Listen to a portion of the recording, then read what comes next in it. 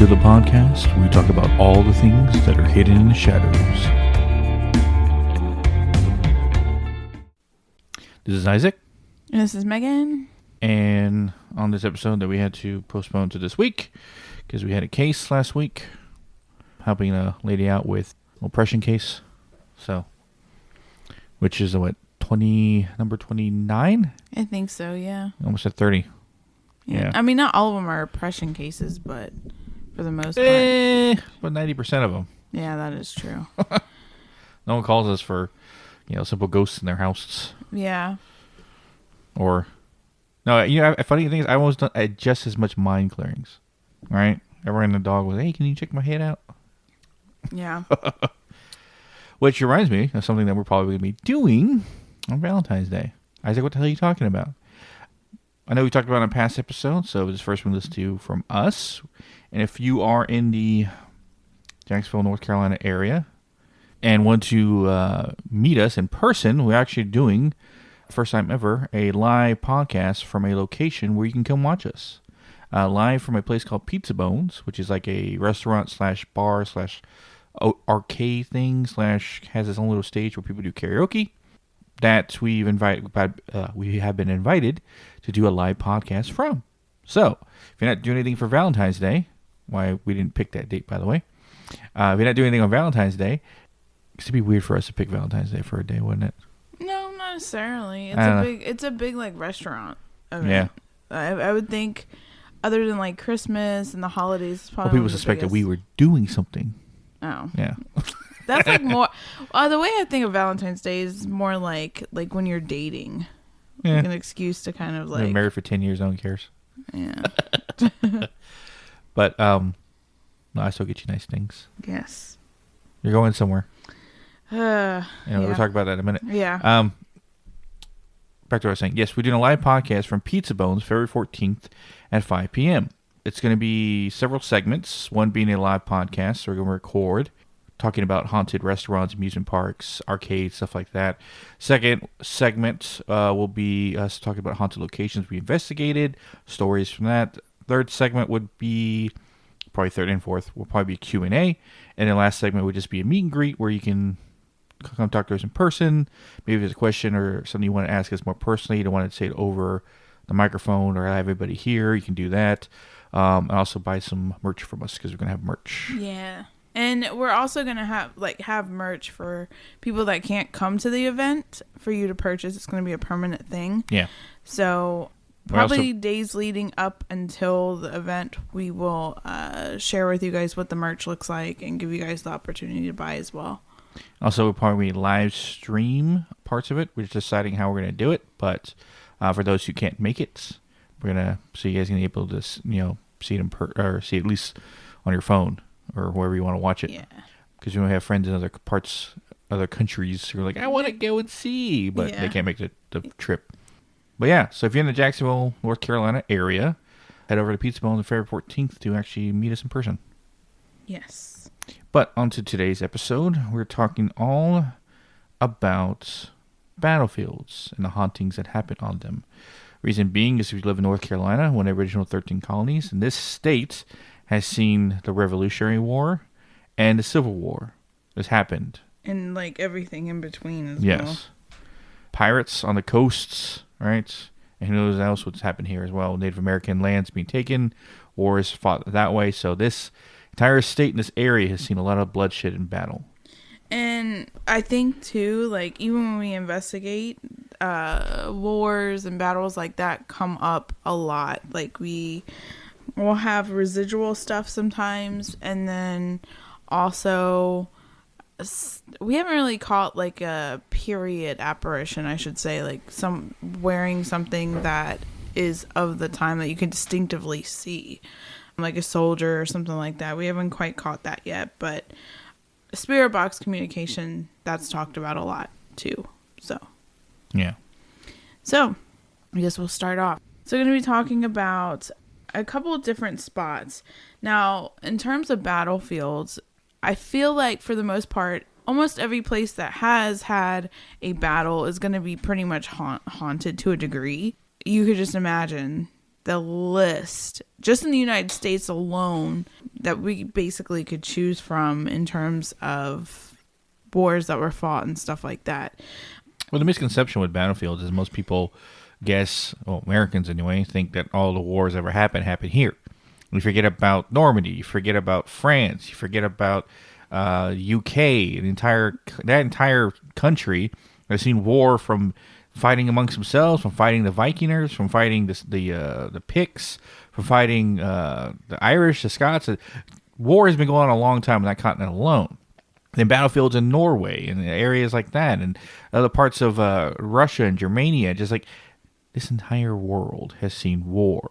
Yeah, exactly. So the ones that I picked are kind of, of course we're going to talk about Gettysburg, because I feel like that one, in terms of battlefields, that's the first one that kind of pops up. That kind of is like, everyone talks about it. Yes. And then we're going to go to Belgium and talk a little bit about the Waterloo battlefield, which a lot of people died, but archaeologists have a hard time finding the bones, and I'm going to tell you why. And it's makes the whole idea even creepier, because I think one of the main topics, we can talk about as far as too is maybe why battlefields are haunted so much. It traps a lot of residual energy, and a lot of the battles were brutal. They weren't, especially ones further back, they were brutal. And I feel like it was a lot of chaos and confusion. And then two, how the bodies were, I should say, not disposed of, but buried, and what happened to the bodies after would make sense of why a lot of spirits from that time period and that event particularly are stuck. And then we're going to also talk about some of the battlefields around here that we can actually go to. It's in driving distance. It have to be like one of those incognito kind of like investigations, because I don't think they actually do overnight investigations. But so we're going to talk about Gettysburg first. I'm going to give you a small little bit of history to tie in some of the paranormal experiences that investigators have had, that people visiting has had, because, like places like Gettysburg and stuff like that, that's also, it attracts history buffs as well as it attracts like paranormal enthusiasts. So Gettysburg obviously was part of the Civil War and was a major turning point of the war. The battle lasted from July 1st through the 3rd, 1863 in Adams County, Pennsylvania. There was more than 50,000 estimated casualties, and the battle lasted 3 days and was extremely bloody. It ended with a Union victory. The battlefield encompasses an area of approximately 6,000 acres. Throughout the whole town of Gettysburg, there's like different like landmarks, monuments, memorials. So it's kind of one of those things, if you were to go visit, the whole town itself, even though the main battles kind of happened outside of Gettysburg, going there, and there's also haunted places inside of Gettysburg that isn't necessarily associated with the war, but they are haunted as well. So it's like a whole weekend excursion I would do anyways. But there's particular locations within Gettysburg that have specific paranormal ties and different events that took place. One's being the Devil's Den. It is a rocky outcropping located in Gettysburg and holds significant historical importance due to its association with the battle itself. During the Battle of Gettysburg, the Devil's Den was a site of intense fighting between Union and Confederate soldiers, and this area was initially occupied by Union soldiers but were later captured by Confederate forces on the second day of the battle. Fighting at Devil's Den was particularly fierce. Both sides had heavy casualties at this spot. The rugged terrain and large boulders provided cover for soldiers, leading to close quarter combat and brutal hand-to-hand fighting. So the Devil's Den was important, and this is where kind of the stone tape theory comes into play. A lot of investigators that have gone to Gettysburg has come up with a theory that the rocks itself hold the residual energy from the fighting. I thought that was interesting, that like the stone tape theory that we've talked about. For anybody that doesn't know what the stone tape theory is, it's kind of like the entrapping or the recording of a traumatic event that basically I don't know why I'm saying this weird, that traps the energy and basically replays, essentially making it residual energy. Well, in cases of like this with violent deaths, right, you're always left with spirits, because when you die and you don't know you died, or you were killed in such a way that literally causes you to, instantly die through a tragic sense of mind, that level of energy almost stains the ground, whether it be stone, wood, or earth. That's why you get battlefields that are stained with blood, especially when you get shot in the head or shot in the arm. You die slowly on the battlefield, right? Yeah, and I think the thing too is like you have those slow deaths, right? And then you have the deaths where like cannon fire hits you and boom, you're dead. There goes your head. So it's a lot of confusion, chaoticness, not knowing what happened. And like we've talked before about the ether, the ghosts that are there that are intelligent, it's not more so residual. They could just be confused. And, like obviously 100 years over there is different than our timeline here. So that's interesting. Another spot is Sachs Bridge, which is just outside of Gettysburg. It's a covered bridge. It kind of looks like, it reminds me of the one from Beetlejuice that they go off of. The husband and wife at the beginning. Oh, yeah. How they die. That's kind of what it looks like, to give someone a visual kind of idea of it. One in particular is believed to be haunted by spirits of Confederate soldiers who were hanged from the bridge. Different people have said different stories. It's kind of like anywhere. It's the same stuff that kind of happens when you go anywhere where there's a lot of hanging. Like they've seen the apparitions of like the bodies hanging. They've felt very uneasy. They've heard almost like, I hate to say it like this, but like if somebody, like when you see it in a movie, when somebody hangs and you hear the rope and then the feet dangle, that's what people have heard, which I thought that was creepy. Another spot obviously is huge. Ghost Adventures went there. It's well known. Jenny Wade House. Yeah, no, I watched the episode. What was cool about that episode, they caught an EVP of a woman asking, would you like a drink, or would you like some water, or something like that, which they suspect is Jenny Wade, when she was talking to Zach. Because Zach, during that episode, was wearing a Union hat, and he had a backpack on, so it made him look like a soldier. Yeah. And that's the creepy part. The backstory about the Jenny Wade House is that she was basically the only civilian killed in the battle. And even like visitors that have gone to this house have said that they've seen apparitions, they've heard footsteps, voices, even experienced objects moving on their own, which is interesting because how some other people describe it is almost like poltergeist activity. And I don't know, I found that interesting. Anyways, but like I said, she was a young woman. She was only 20 years old. What had happened was Jenny was helping her mother and sister bake bread for Union soldiers when a stray bullet struck her and ended her life. So again, it was a very quick death. And that's the thing I think too, a lot with these like soldiers and the apparitions that are kind of just like wandering, is a lot of these men went missing in battle. That makes sense for just the chaos of not knowing what's going on.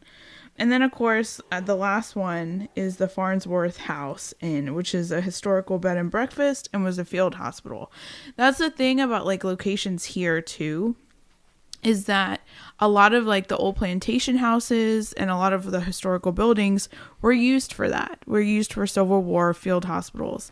And I remember I was doing research, and one of the spots here that was conquered by Union soldiers that took over the land, because a lot of times they would take over the plantation houses. And when they did, they burned all the livestock. So you got to imagine all of that blood on the land too. That also fuels a lot of the apparitions.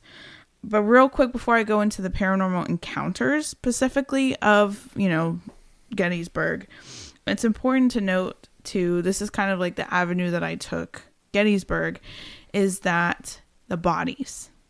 It's really interesting because there's that theory that, if a body isn't buried, respectfully or correctly, that person's soul kind of like roams and haunts and everything like that.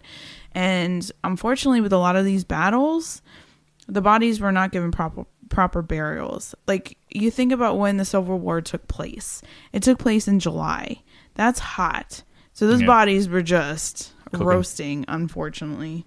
And a lot of it was mass graves. And with the Civil War, there was a lot of redigging of bodies, creating a lot of restless spirits, or at least that's the theory behind Gettysburg. Yeah, so just to give you a little idea of how they handled the bodies. After the battle, both Union and Confederate forces faced the daunting task of dealing with the deceased soldiers. The months following the battle, efforts were made to properly rebury the fallen soldiers. Essentially, they were basically just put in mass graves and just left to deal. Like, we can't deal with all these bodies. They're rotting. They're decomposing. And you got to think, too, animals would get at the bodies. And so, again, bodies are just, like, misplaced and everything. So it's not a good situation, and makes sense to why some spirits would be lingering. But essentially, this whole thing led to the establishment of national cemeteries. At Gettysburg in particular, Union soldiers were reintegrated in a more organized and respectful manner, while the Confederate soldiers, basically, it was left up to the families from where they came from and the communities to go and deal with that. And there was a lot of bodies that were just missing too. So restless spirits. Yep. But some actual like encounters that happened. So apparently the main thing that you see there is the soldiers. Many visitors to Gettysburg have reported seeing apparitions of soldiers dressed in Civil War era uniforms. A lot of times they're often seen marching across the battlefield, standing near monuments, or even engaging in battles. And then you consistently could hear, or a lot of people have heard, sounds of gunfire, cannon blast, and distant cries like men moaning. And some of the most compelling footage of Gettysburg is that. I know one that gives me particular chills that you can easily go look up. Anytime you look up Gettysburg, this one will pop up. But it's basically music, like how they would do like the marching music before. Nobody's there with these investigators, and they're just standing at the battlefield, and they hear the music being played, and there's nobody there. Like, anybody that would be making this music would be like a full piece, like not band, but like people with instruments. It's crazy. Have you seen that clip? Yes. Yes. I think I have. And then Gettysburg too also has that famous clip of like the soldier walking across the road. That one I've seen. Yeah, that's Gettysburg. Apparently there's also a ghost that's known as a lady in white, which I feel like almost every spot has a lady in white. Like, but basically a ghostly woman in white wandering the grounds of Gettysburg. Some people believe she is a grieving widow searching for a husband, or it could even be a nurse tending to wounded soldiers. Witnesses have reported seeing her near the battlefield, in town, and even around specific haunted or historic buildings. Another thing that people have witnessed, and this is just like the mass of what people have witnessed, is phantom cavalry. So people have reported seeing sightings of horses, men riding horses across the battlefield, galloping hooves, clanking equipment, and then it just goes away. But one specific person was in the Devil's Den area. Basically was, in the Devil's Den area, was just, doing things, doing the paranormal investigating, and they actually saw a floating torso of a man, like, from his, like, waist up, right? Which makes you think, did he not have enough power to fully manifest the ghost? Or did he lose his bottom half? So, and that makes you think, kind of like, question, is there something at the battlefield that, because majority of these things are very, very, like, bursts of energy, right? So is there something there that's given them the energy to manifest as they do? you know? Because a full body apparition, like where you could see detail, that takes a lot of energy. Well, I mean, we're told stories about people just seeing floating heads. Yeah. So that makes me think, like, did they not have... I hate to say it like that because it sounds very, like, cartoony, but, like, they don't have enough energy to manifest the full body. That the full body's there, you're just only seeing so much. True. Yeah. But there's another lady. They were kind of, like, paranormal investigating. They weren't... I don't think they actually had a team, but they were going to just check it out, like, have their own experiences. And they actually had, where they were driving, it was just them, and it was, you know, around the battlefield, and they actually saw, and this is crazy because this makes no sense obviously with the Civil War era stuff, but then it makes you wonder if there's something more, like a portal, a door, or something like that to the other side around Gettysburg because of the traumatic situations. So they were driving, and they pass this car, and they see this car pull off. They really didn't pay attention, and they go back, and the car is gone. Like, within seconds, like, go right, follow the car, because they were going to ask, like, oh, have you seen anything? Do you have any... Should we go here? Should we go there? To the people in the car, because they, like, parked off. Like, they were doing the same thing as them. And they turned, and the car was gone. But there's no explanation as to where the car went. Ghost cars? Ghost cars, I don't know. That's what I said. But if, say, that ghost died more recently, or a car, whatever, phantom... Because there's things about phantom cars all over the place. Yeah. So, I think Highway 66 has phantom cars. Like a Jeepers Creeper phantom car type thing. Anyways, one specific person also said that when they were there, they could smell gunpowder. Like, bad. Like, they would just get whiffs of gunpowder. And then here's the interesting thing. So they would hear, like, you know, rifle, cannon shots they've heard. They heard moaning, which is, you know, all kind of like residual stuff. It can even be intelligent stuff. But the thing that makes me wonder is they start smelling sulfur at random moments. And we all know that sulfur is associated with dark spirits. You gotta think battlefields. Excuse me. Battlefields. A lot of negative emotions. Fear, anger, rage, right? Mm-hmm. And all that death that's happened there. In vain, essentially. Yeah. Perfect feeding ground for dark entities to feed off all that negative emotion. So I wouldn't be surprised if you find dark things there. Yeah. And one specific person also talked about... they actually work in Gettysburg, and their office building is on a site of an old farmhouse that was used as a field hospital. And there was a couple of men that had died where the parking lot is. And he doesn't know what happened to the bones, don't know what happened to the bodies, whatever. But he says it's extremely creepy. And he went to Saxburg's and said he never experienced anything. But...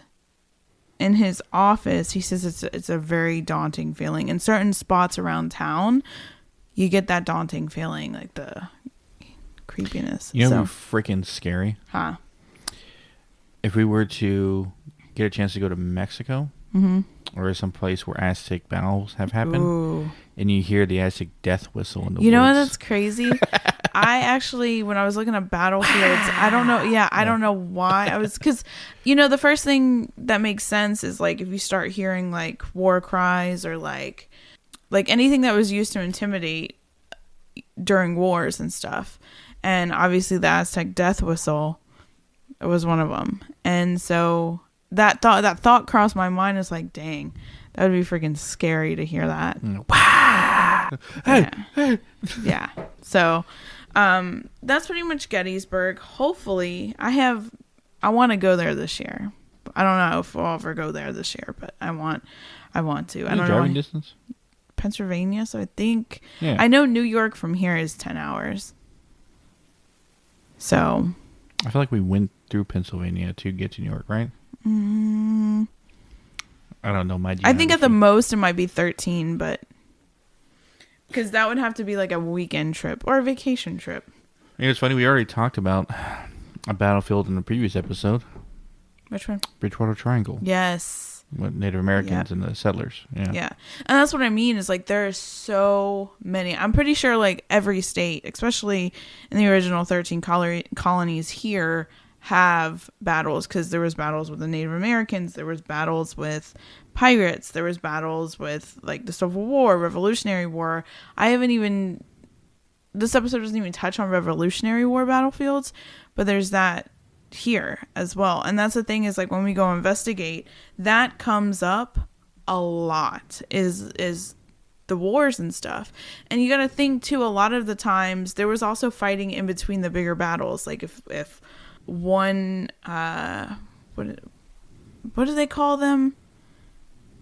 Oh, what do they call them? The groups. If like for instance one group that's opposing another group crosses each other in the woods, because it's not like today's society where they kind of know where they're at. They cross each other. There's a mini battle right there. Yeah. And captured. Skirmish. Yeah.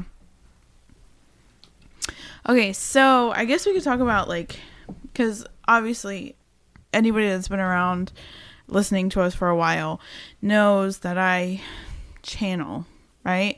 When I research, and I just take whatever comes to me and I'll write it down on a separate sheet of paper. Like, this is what I'm seeing, whatever. And like I said, Gettysburg is one of those places that I really want to go. I want to witness. If I could help cross anybody over that's not residual, yeah, I would love to do that. Anyways, but there's this one specific spot, and I don't know exactly where it is. I would have to actually like look at pictures of the battlefield and stuff like that, and I'll see if I can maybe pinpoint it.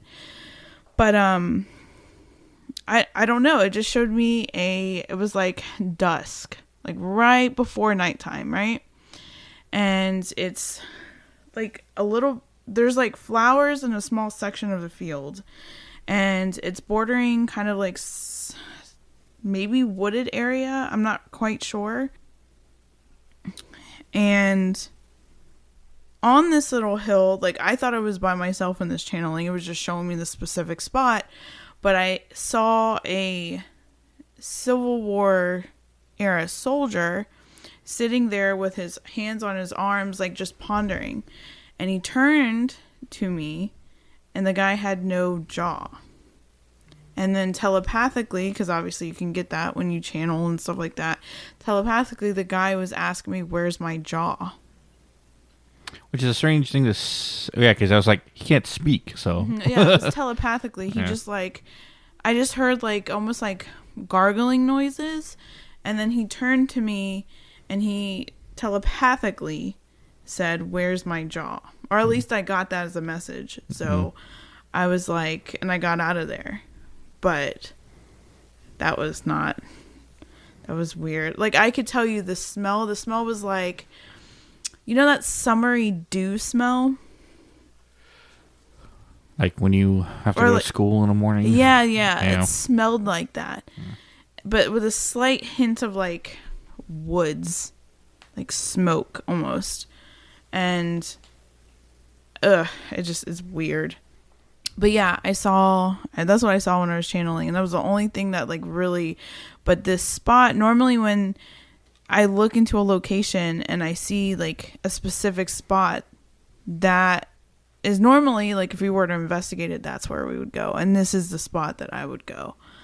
Like I said, I would have to look at like the different portions of the battlefield to see where exactly. I feel like it's somewhere that not a lot of people go. It's like off the beaten path per se. So, well, if we have our pick of the litter, if we're allowed to go wherever we want to go, right? I feel like the oversaturated areas of the battlefield would be that, but it'd be interesting, to see what we could capture doing what we do best at those locations and seeing what is actually still there. Ooh. What are you getting? I don't know. We attempted to record this episode once before and I didn't have this, but now all of a sudden I'm getting like the channeling, what would you call it? The channeling like woo-woos.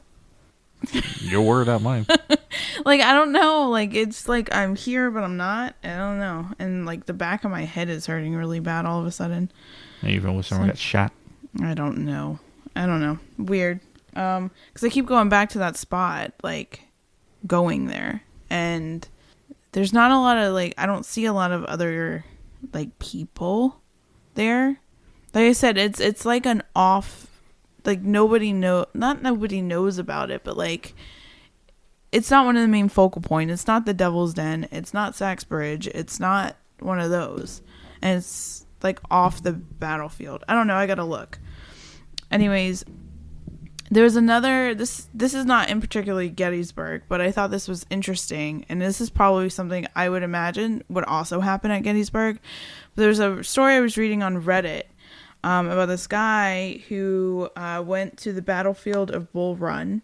And he said he was at the, like, memorial or whatever that's there.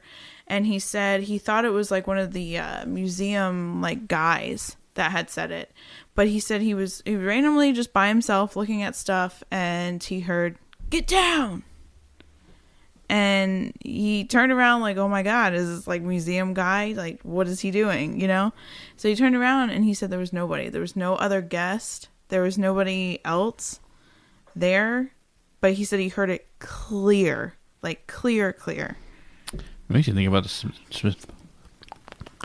Smithsonian Museum. Because it has all those objects, all those artifacts, all those things taken from all places around the world. Exactly. And, like, I remember I pulled stuff from the museum in Raleigh, right? Imagine that place, all that concentrated. I'm surprised no one ever talked about the Smithsonian being haunted. I don't know. I feel like it would be. It was like some security guard late at night. Here's like, Native American drums or like a plane flying over. That would be a really cool, honestly, an episode to maybe do for the future is like things that museum guards or security guards at locations like that have heard or experienced, because that's dealing with objects versus or things attached to objects, like that house in that museum. Remember the house that was in the museum? Oh yeah, that was some creepy stuff. Yeah, and that was just a little like walk-through house, but it was literally a replica, or not? No, I don't even think it was a replica. Was it? Or was it the actual house that they put inside the? I don't know. I don't know exactly. We have pictures. I'll show pictures on Instagram. But we were in it and we heard some weird shit just in the like 3 to 4 minutes that we walked into this house. It has all the like objects from the original house, but I don't know if the little, anyways. But on to the next spot. So the next spot that we have, our battlefield that I would like to talk about, is the Waterloo battlefield. That one is very... So the Waterloo battlefield is in Belgium. The Battle of Waterloo was fought on June 18th, 1850. Again, summertime. Near Waterloo in Belgium. It was the end of the Napoleonic Wars.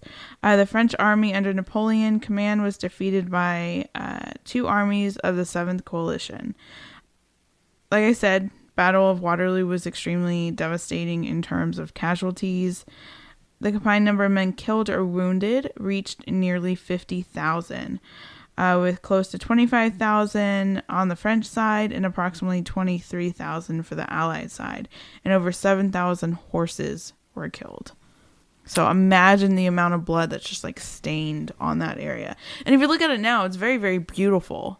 It's like, like a typical like countryside with like some hills. It's nice. But here's the thing. All of those people died. And you know how many skeletons archaeologists have found of those people that died? Do you know how many? 2. And the reason... Don't put 2 fingers and not say the number. Sorry. No one can see us. 2, yeah. 2 bodies were found. And the reason being is because essentially they were put in a mass grave, which, is typical to a lot of different battles. But what they did with the bones afterwards is what's really creepy. So basically, they took the bones and they sold it to farmers who then used the bones as like coal. It's not coal, but that's what they used it like. They ground it down and they used it like coal. I think bones are flammable like that. That's what they said. They said they used it like coal. So I didn't know that either. But could you imagine all of those people ground down? Because, who knows? I mean, I've not have been to the other side yet, so I don't know what it's like, obviously. But it's kind of interesting. Like, I wonder... Well, okay, we have that example of the... What is it? The Maysville Cemetery? I think we talked about it here before. Maysville Cemetery... They had tombstones there, right?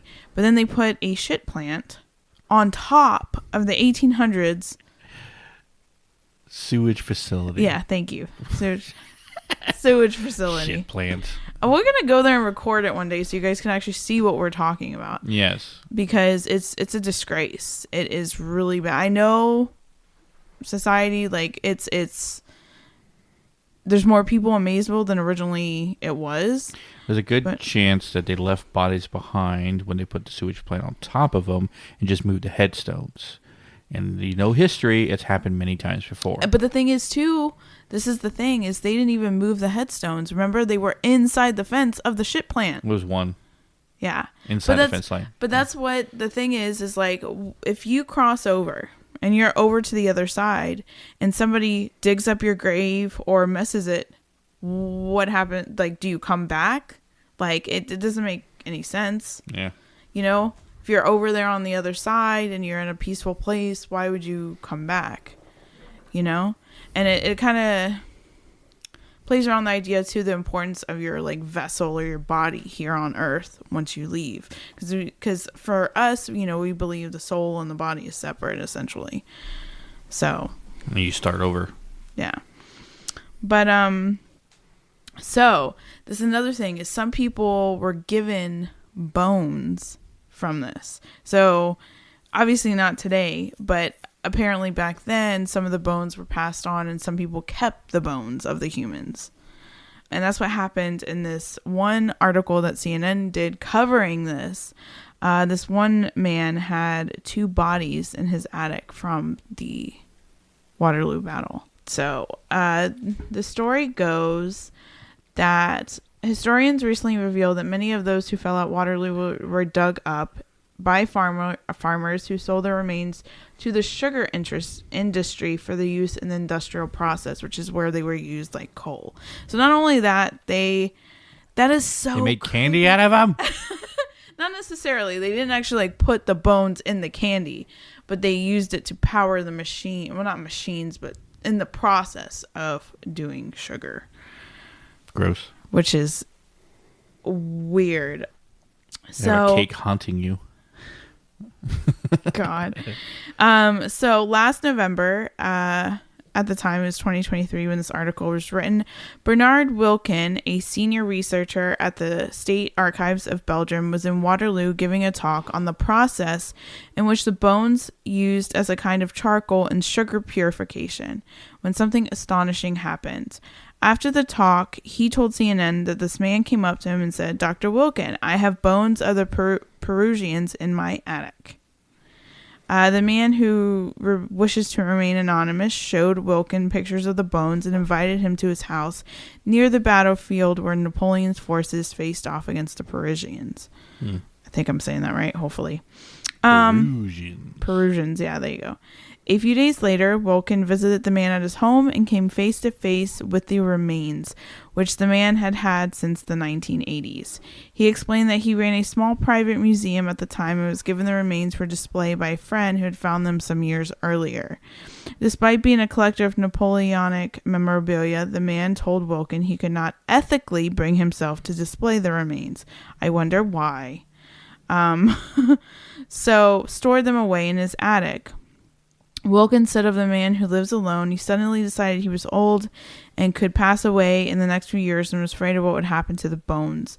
When he saw the research that the guy released last summer, he thought, this guy knows about bones and the Napoleon Wars, and he works for the government. One of the skulls showed signs of being deeply damaged by a sword or bayonet, so it was a very brutal way of dying. Initial tests revealed that the remains belonged to at least 4 soldiers. Items found close to the bones, including leather and bone buttons, as well as the location in which they were discovered, suggested some of the dead were, in fact, Peruvian soldiers. Mm. So, you ain't telling me that man's house isn't haunted. Yeah. And he didn't say anything about that. And a lot of times, people that are more into the history and science side of things will not give way to, like, the paranormal stuff. So that kind of makes sense. Yeah. And then sometimes, too, in a lot of these battles, especially in the Civil War, the graves were shallow.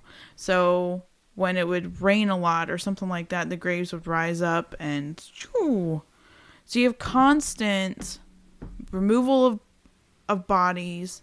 Not bodies, but constant removal of things and removal of bodies and bones and everything else. Objects that they would be attached to. Exactly. Yes. So. Now, I got one for you. Ooh. I know this episode's mostly been you because you wanted to do this, but yeah. I actually looked at one that I was like, when I heard about it, I was like, holy crap. Because when you think about war, right, when war takes place, and sometimes war lasts years, we often forget through those years, weather happens and natural causes of events. So sometimes you'll wipe out an entire army with a hurricane or tornado or flooding or anything like that. So there are depictions of war where major casualties of soldiers died due to natural causes. But the number one thing that killed the most soldiers was done by animals. In World War II, I think it's off the island... Oh, sorry. It was basically the Battle of Remy Island. Remy? Off the coast of Burmese, or Burma, the Burma campaign. What's interesting about that is that the Japanese were on this specific air stretch of island, kind of created a holding ground between certain points of the war, where we went to war with them. But it was the Allies, I think it was the United Kingdom and India, were coming at them from that direction. Mm-hmm. But they came to this island as kind of a staging post, and what they didn't know is that they had swamps on this island that were full of crocodiles. Full of them. Oh, and all these Japanese soldiers ate up all the meat of all the animals, all the stuff they could capture and kill and cook, because they didn't really have any supplies. Or they ran out of supplies, so they had to take all the fruit, take all the animal food like that. So when these crocodiles started waking up out of hibernation, there was nothing to eat. And then the Allies came and basically pushed the Japanese soldiers through the swamplands in order to get to the other side. When that happened, all the crocodiles started feasting on the Japanese soldiers, and almost 900 of them, or almost to 1,000, died, being eaten by crocodiles. When the Allies heard this, they basically pulled back and let the crocodiles do their work for them. Wow. Supposedly on that island, fishermen can hear still men screaming in the woods. Dang. Yeah. There was, something kind of really interesting that I did read. It was a World War II story. And it happened to be in the trenches. Because obviously in World War II, they did use, like trenches.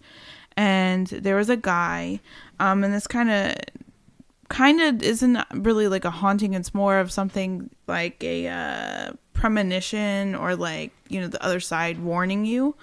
There was a guy that was asleep in one of the trenches, and he had a brother. His brother had died 2 years prior, different area, but had died 2 years prior. And he said he was sleeping, but was like kind of waking up, and all of a sudden he felt all right. Sorry, I was inhaled and I was trying to burp at the same time. Yeah, weird. Okay. Anyways, and he felt like a nudge, and he said there was nobody like around him necessarily. And he said he woke up and he said he saw the face of his brother. And he said his brother was going, come on, you got to get up, come on, we got to go.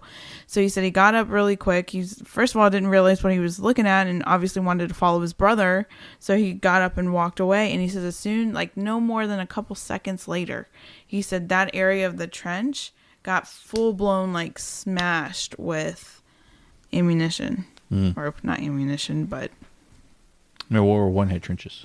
yeah, World War One. Sorry, They didn't do that in World War Two. Yeah, because we weren't in the same place. Yeah, World War One. Sorry, but yeah, I think if we do a part 2 of this, we need to search battlefields of ancient times. Yeah, that would be interesting. Yeah, like I'm pretty sure. I know it'd be fucking scary for someone to experience it, but I'm pretty sure in some of the woods in Germany or Germania or in the surrounding areas of Europe or North Europe, is it Europe or North? Yeah, Europe itself. You hear like chanting from the Germanic tribes that the Romans heard when they were starting going in through there. Because the Roman armies had to go through those, and they had a lot of battles. So imagine hearing like go. Do you hear that? Yeah. Well, there's a lot of tribes, like indigenous as well, all over that would do things like that. Yeah. Like I still have chills down my spine thinking about like the Aztec death whistle too. Could you imagine? Yeah. That's just crazy. And I want to get one just to scare shit out of people. Yeah. Well, too, and a person that would actually have really good stories, and who knows, I might bring him actually on here to retell some of them. My dad grew up right next to battlefields. Yeah. And he's probably going to listen to this episode because it has the word battlefield. Yeah. He's pretty much a history buff for like Revolutionary War, Civil War, like earlier wars. I think he's a history buff in general, but yeah. Didn't he want to be a history teacher? Yeah. At one point, yeah. Maxwell coach / history teacher. Yeah. Yeah. Because that man can talk. Yes. If you know back from our early episodes when I did a guest episode talking about his experience that happened to him in his teen years, I didn't have to do much talking in that episode. Yeah, he loves to talk. Yes. He loves to conversate. Well, I guess it wraps us up here for this episode. Next episode. Oh, sorry. Waiting. I thought you were getting ready to... Queuing you up. Yeah, I thought you were getting ready to continue on. Is the... I don't know how to say the Voynich. Voynich manuscript. And other documents that have yet to be deciphered. Oh, something we forgot to mention on the last episode we did, because we released it before we released the bonus episode. But if you haven't listened to it already, we had a bonus episode with William from WTCW Paranormal, young investigator of the younger generation. He's 17 years old and already has a bright future in the investigation world. Yeah. And we've gotten a lot of things from people saying that he is, like, they love hearing him talk. So it's a good guest interview. Yes. So if you haven't listened to that bonus episode, go back there and listen to it. Because for a kid who's only been doing this for 3 years, almost the same time as us. Yeah. Yeah. He's already gotten a lot of good stuff. Yeah. And he's a cool guy. Yeah. So. But yes, look forward to the Voyage manuscript later this week. And that bonus episode, go listen to it if you haven't already. And we're guarantee you're going to have more bonus episodes coming out within the next couple of months, leading up to, of course, our live podcast, and of course afterwards as well.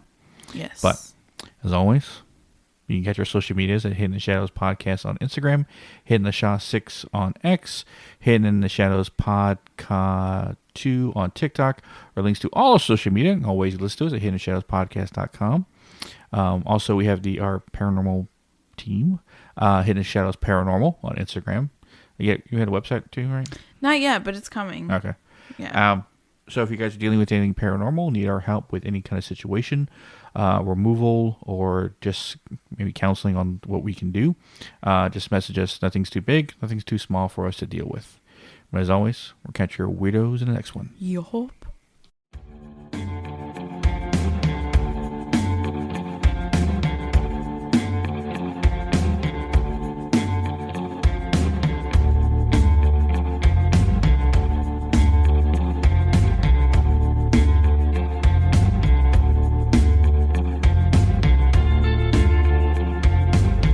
Welcome to the podcast where we talk about all the things that are hidden in the shadows.